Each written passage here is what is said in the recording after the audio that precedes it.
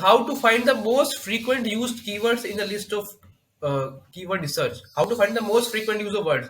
So let's say I have searched this keyword office furniture,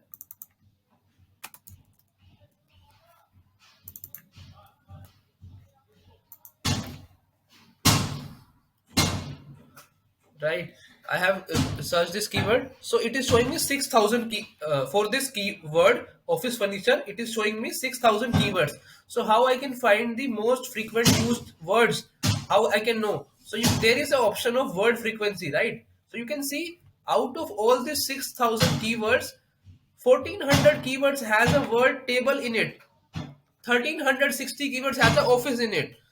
900 keywords has a chair in it. Home also has a 500 keywords. So you can prioritize your products on the basis of word frequency. You don't have to check every single keyword. You just have to click